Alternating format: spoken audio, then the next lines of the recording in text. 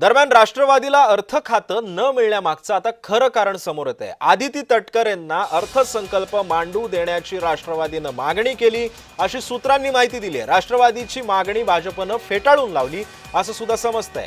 आदिती तटकरे यांना अर्थसंकल्प मांडू द्या अशी मागणी पक्षातील वरिष्ठ नेत्यांनी फडणवीसांकडे केल्याची खात्रीलायक सूत्रांनी माहिती दिली। मात्र ही मागणी जी होती ती भाजपनं फेटाळून लावली आणि अर्थ खातं फडणवीसांनी स्वतःकडे ठेवलं। त्यामुळे राष्ट्रवादीला अर्थ खातं न मिळण्याबाबतची ही अधिकृत माहिती जी आहे ती सूत्रांकडून समजते आहे। आदिती तटकर यांना अर्थसंकल्प मांडू द्या अशी पक्षातीलच नेत्यांनी मुख्यमंत्र्यांकडे मागणी केली होती। या संदर्भात अधिक माहिती जाणून घेत माझा सहकारी शुभम उमाळे सध्या आपल्या सोबत आहे।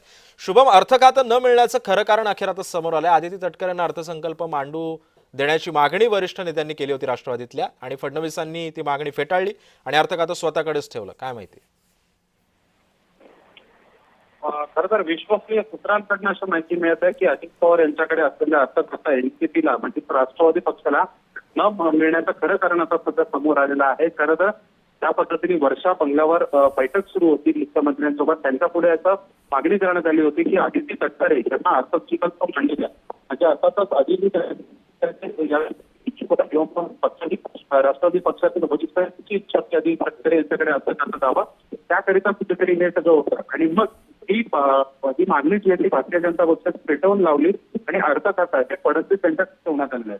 सध्या उपमुख्यमंत्रीपदी सुनेत्रा पवार या विराजमान आहेत अजित पवारांच्या जागेवर। पण अर्थखातं हे मात्र अर्थखातं जाण्याचं कारण नेमकं काय राष्ट्रवादीकडनं सध्या हे सध्या समोर आलेल्या सूत्रांकडनं समजून येत आहे आपल्याला। नक्कीच, धन्यवाद शुभम, तू दिलेल्या या सविस्तर माहितीबद्दल।